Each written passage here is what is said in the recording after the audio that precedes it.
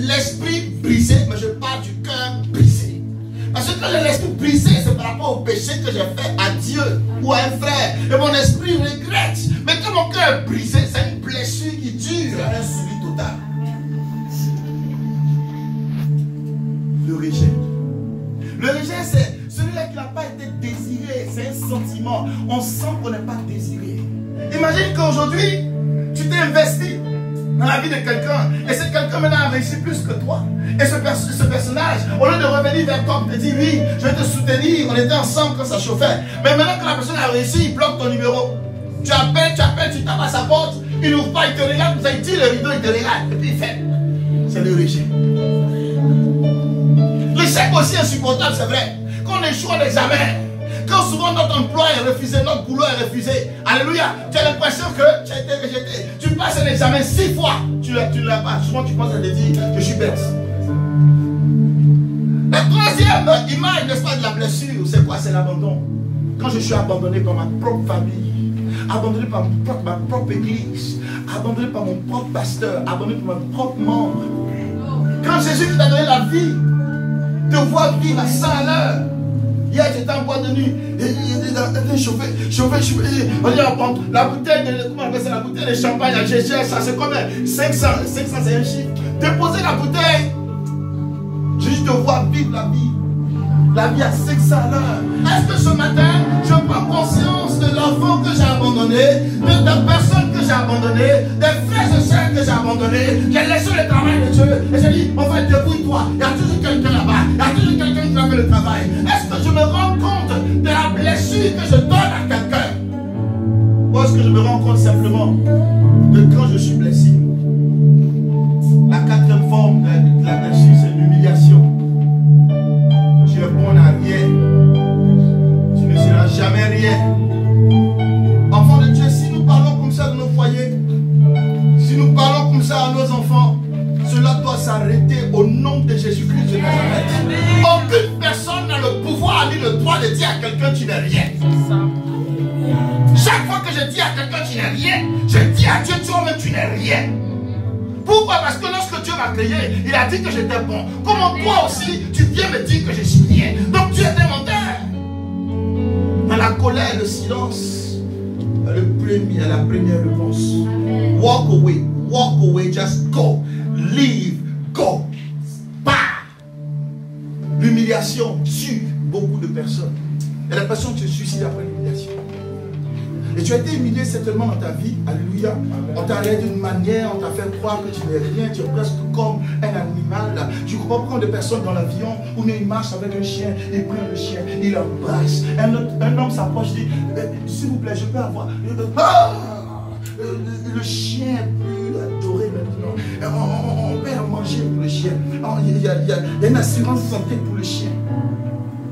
Et l'homme qui est assis devant ta maison, l'homme que tu traverses, le frère que tu traverses tous les dimanches, tu te moques de lui. On lève des puces au chien. On lave le chien. Et des chrétiens n'arrivent pas à dormir. Les chrétiens n'ont pas de place où dormir. On achète des lieux pour l'animal et pour le chien. Où va le monde? Et on humilie son frère. Si j'ai appris que toi, tu as plein t'envoyer, mon Dieu, c'est sur Internet. Si j'ai appris seulement ton problème, on est toujours prêt. On va être les premiers à dire aux gens qu'on sait quelque chose de spécial. Parce que nous sommes ouvriers du diable. Nous ne sommes plus ouvriers de Dieu. Lorsque tu trouves le secret de ton frère, ce secret doit disparaître sur le trône de la grâce céleste. Où tu vas dire, Seigneur, j'ai appris que mon frère souffre. Je prie que tu te manifestes. Enfant de Dieu, humilier quelqu'un, c'est tuer cette personne. Et beaucoup parmi nous ont été humiliés dans leur situation. Enfant de Dieu, je sais que tu as traversé cette situation. Je sais qu'après ton divorce, la honte t'a envahi. Je sais qu'après l'annulation de ton mariage ou de tes fiançailles, il y a quelque chose, le diable a utilisé un misérable chrétien pour te blesser. Mais ce soir, Jésus veut te dire qu'il est venu pour ça. Il est venu pour ça. La cinquième image de la blessure, c'est l'injustice.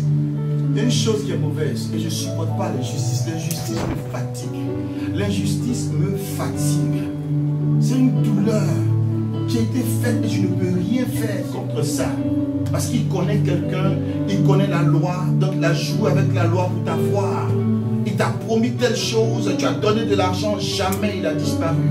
Joseph a connu l'injustice 2 fois dans sa vie, mais il n'a pas laissé cette injustice le retarder, le rattraper. Enfant de Dieu, il y a eu des injustices. Qui aujourd'hui a donné son argent à quelqu'un, puis l'argent n'est pas revenu? Levez la main. Voilà, oh, vous avez vu? C'est une injustice. Ils sont venus te voir, non, je te promets, ma soeur. J'ai dit, à la fin du mois, à midi, je te trouve où tu es là. Dis-moi, demande ton adresse, je viens là-bas. Je dis, non, je vais venir ma femme. Elle me manque, ça fait 15 ans, elle n'est pas là. Elle est quelque part en Afrique. Le gars dit, ça va te coûter 3 000 €. Oh, moi je fais déjà. Il s'en fout de ta douleur. Il pense à ces 3 000 €. Et voici qu'on va demander 3 000 €. Ce samedi soir, il va se balader ici. Il va acheter une chaussure. Ta douleur de ta femme, la douleur de l'absence de tes enfants n'est rien que un plaisir pour lui. C'est l'injustice. Et Dieu dit aujourd'hui, mon Dieu est juge. Il se rappelle de la souffrance de celui-là qui a été blessé sans raison. Enfant de Dieu, si tu fais partie de ces 3 douleurs, Jésus veut te guérir ce soir. Je pensais que tout le monde allait dire amen. Si tu fais partie de ces 3 douleurs, Jésus veut te guérir ce soir. Parce que sans la blessure, tu n'atteins pas ton potentiel. C'était des débats. Je cherche le meilleur homme de ma vie. Ce n'est pas le meilleur homme de ta vie. Tu dois laisser le mauvais là, de ta vie. Là. Celui qui t'a blessé, là, tu dois le laisser d'abord dans ton cœur. C'est dans ton cœur. Quand tu l'as laissé, tu vas te donner le mauvais. Toi, le mauvais, tu vas le changer pour qu'il soit le meilleur. Amen. On t'a renvoyé publiquement de ton travail. On t'a humilié. Tu dois laisser ces choses. Tu dois laisser parler de ton père qui t'a abandonné, ta mère t'a abandonné. C'était quand? C'était en 1900 combien? Je ne sais pas. Il faut laisser ça. Il faut apprendre à guérir de ces choses. Parce que si tu ne les guéris pas, le Seigneur ne peut pas t'utiliser dans tout ton potentiel. Tu dois guérir de ces choses. Il faut apprendre à guérir. Il faut apprendre à guérir. Ésaïe 40, verset 29 dit, j'apporte la vigueur de celui qui tombe dans la défaillance. Quand tu es blessé, quand tu acceptes d'être guéri, le Seigneur te donne la force. C'est pourquoi aujourd'hui vous fouillez dans le monde. Les hommes qui ont réussi le plus dans cette planète sont les personnes qui ont été refusées, sont les personnes qui ont été rejetées, sont les personnes que les parents ont oubliées. Parce qu'il y a une grâce lorsque les gens te font du mal. Quand les gens te font du mal, l'Esprit de Dieu te met à part. Il te met à part pour te lever. Il te met à part pour te donner la vigueur. Oui, je crois, Seigneur, qu'il y a un Dieu pour les pauvres. Il y a un Dieu pour les blessés. Il y a un Dieu pour les rejetés. Il y a un Dieu pour les orphelins. Il y a un Dieu. Fais face à ta blessure. Arrête de parler de cette blessure et fais face à ta blessure. J'ai pas eu l'amour de ma mère, gloire à Dieu. Mon père m'a déshonoré, gloire à Dieu. Je ne porte pas le nom de mon père, gloire à Dieu. Qu'est-ce qui vous fait croire? Comme mon nom a vite, c'est mon nom de père. Qu'est-ce qui vous fait croire? C'est vous-même qui publiez la souffrance de votre vie. Sinon, personne ne veut savoir votre douleur. Personne ne veut savoir votre passé. Personne n'est concerné par votre douleur. Alléluia. Alléluia. Je suis concerné par ton avenir. Je suis concerné par ce que Dieu a pour toi. Il dit que je connais le projet formulé pour mon peuple. Projet de bonheur. Alors ne pas partir. Si c'est que tu as me dit de ne pas partir de ton bonheur, excuse-moi, mais ça ne m'intéresse pas. Si c'est que tu vas me dire de ne pas partir de ton élévation, excuse. Laissez les gens tranquilles.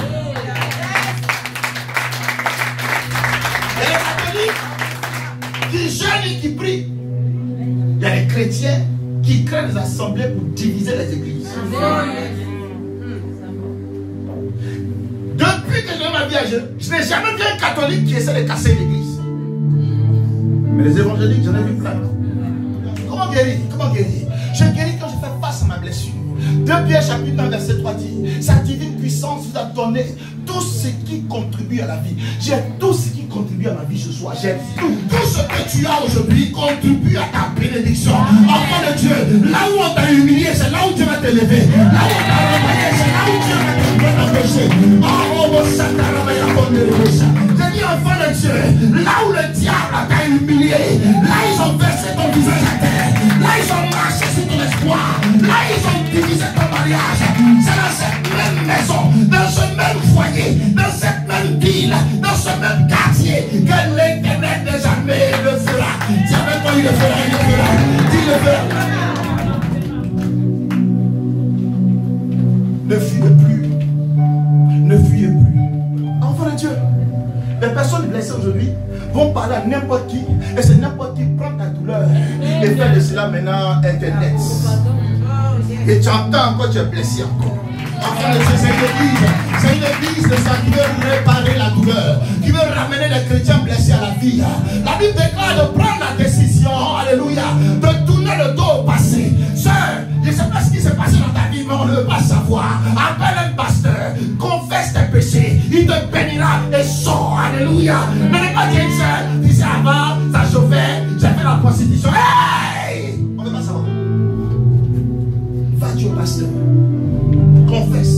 Jean 7, quand tu dis, celui qui croit en moi, des fleuves d'eau vive couleront en lui. Tu as des fleuves en toi, tu es en train de vivre sur une rivière. Je veux le fleuve, je ne veux pas le rivière. La rivière, je ne veux pas un lac, je veux un fleuve. Le lac, il est là, à sa place. Le fleuve, il coule, il est puissant. Dieu me relève tous les matins. Enfant de Dieu, si tu es aujourd'hui assis à cause de ta douleur, je te proclame de te lever dans le nom de Jésus-Christ de Nazareth. La Bible est dans le livre de Romains, chapitre 8, verset 37. Dieu vous voit victorieux en toutes choses. Dieu te voit victorieux en toutes choses. Oh, enfant de Dieu, si tu es partenaire avec moi dans mon ministère, crois-moi, la seule parole négative que je te donnerai n'existe pas. Parce que tout ce qui sont en moi est digne de te lever, est digne de te fortifier, est digne de t'encourager, est digne d'avancer. Alléluia. Je ne suis pas un prophète négatif. Ta mère est sorcière, ton père est sorcier, ça ne m'intéresse pas. Quel que soit le membre de ta famille qui pratique la sorcellerie, je proclame sur toi. Mais là où il est allé, tu vas 2 fois plus loin. Là où il est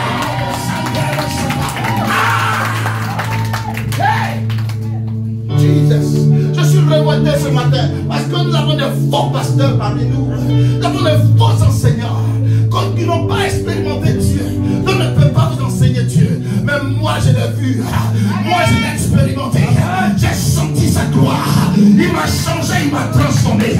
Apprends à libérer les émotions. Tu dois apprendre à libérer les émotions. Libère-toi de tes émotions. Libère-toi le plus tôt possible. Le plus tôt possible. Tous les acteurs que vous voyez à la télévision, il y a d'autres qui ont été poussés sur son corps. Il porte des marques de sa blessure sur son corps. Il ne va jamais te dire. Vous savez pourquoi? Parce qu'il est plus qu'un conquérant.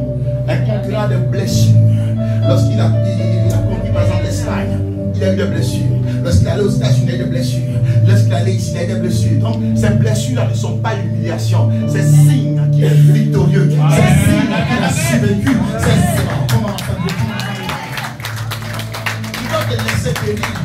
Genèse 49 dit quoi? Genèse 49 dit quoi? Genèse 49 au verset 1 dit quoi? Dieu m'a fait oublier, Joseph dit, Dieu m'a fait oublier toutes mes peines et la maison de mon père. Joseph a traversé, n'est-ce pas, l'Égypte. Et là-bas, il a eu des douleurs, il a eu de l'amertume, il a été emprisonné, il a été jeté dans un... Tous étaient victimes du diable quelque part. Mais le Seigneur te dit ce soir, je veux te faire oublier la douleur. Enfant de Dieu, il n'y a rien de pire qu'un monsieur qui s'assoit et parle à une femme. Il dit, oui, bonjour, parle-moi de toi. Elle dit, bon, moi je viens de divorce, ça ne m'intéresse pas. Je dis, parle-moi de toi. Elle dit, bonjour, en fait, j'ai 5 enfants, non, je ne t'ai pas demandé ça. Il dit, parle-moi de toi. Bonjour, en fait, l'ancien mari m'a dit, parle-moi de toi. Oui, mon nom c'est Tatiana, l'une des belles personnes de l'Éternel. Je suis mis à part. J'ai traversé le feu, mais le feu n'a pas brûlé. J'ai traversé les flots, mais je suis encore vivant. J'ai choisi d'être célibataire, c'est mon choix. Et le jour où j'ai décidé de me marier, c'est mon choix. Ce monsieur va apprendre à savoir que tu n'es pas une victime, mais que tu es un vainqueur. Joseph a ouvert son cœur. Il a ouvert son cœur pour le pansement. Ouvre ton cœur ce matin. Laisse mon message te toucher. Laisse mon message te pénétrer. Tu parleras de ta douleur comme exemple. Amen. Pas comme échec, comme victime. Tu parleras de ton échec au bac comme exemple. Tu parlera de ton échec au BDS comme exemple. Parce que lorsqu'on te regarde, on ne peut pas imaginer qu'un homme comme toi échoue au bac. On ne peut pas imaginer qu'il a échoué au BDS.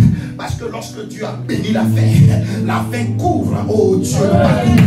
Quand Dieu bénit la fin, ça couvre le parcours. Alléluia. Il faut oser croire que Dieu peut te donner un nouveau départ après la blessure. Il peut te donner un nouveau départ. Genèse dit, il donna le second nom à son fils Ephraïm en disant Dieu m'a rendu fécond dans le pays de mon affliction. Joseph il donne un nom à son fils. Au lieu de l'appeler Jébez, douleur. Au lieu de l'appeler malheur, Dolores. Au lieu de l'appeler souffrance. Au lieu de l'appeler n'importe quoi. Il dit non, I'll call you Ephraim. Je t'appellerai Ephraim. Dieu m'a rendu fécond dans le pays de mon affliction.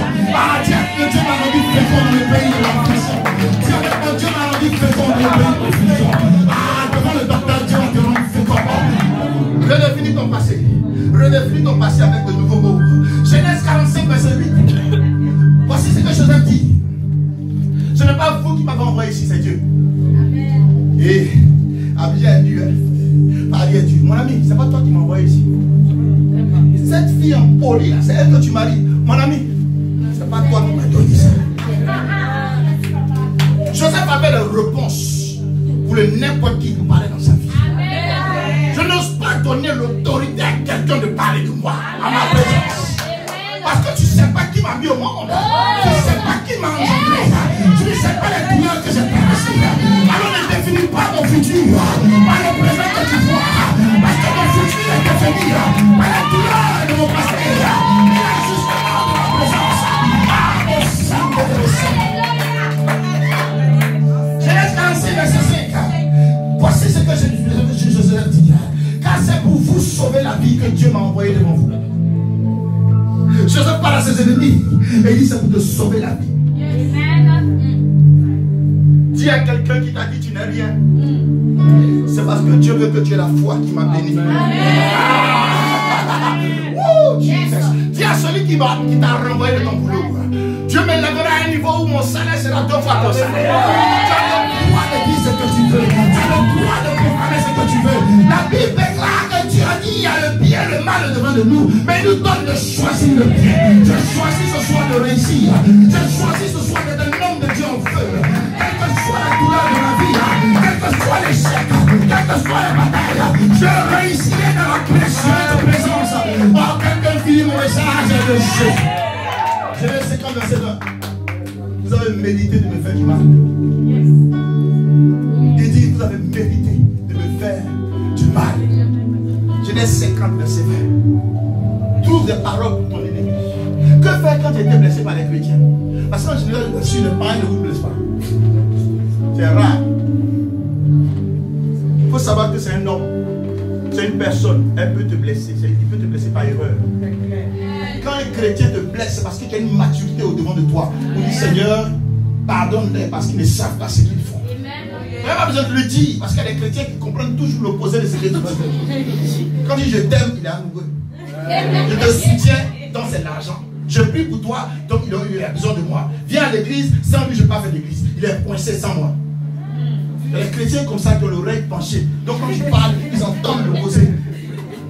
Les chrétiens, n'est-ce pas? Quand un chrétien te blesse, alléluia, c'est parce que souvent tu vois les mauvaises choses dans les bonnes choses. Si un chrétien t'accuse, il faut savoir qu'il n'y a pas d'amour. Il faut pardonner, il faut avancer. Enfant de Dieu, je vais vous laisser ce soir avec ces paroles. Le véritable amour, il couvre la nudité. Il couvre la nudité. Si tu as été blessé ce soir, sache que l'Éternel veut te transformer. Dieu veut couvrir la nudité.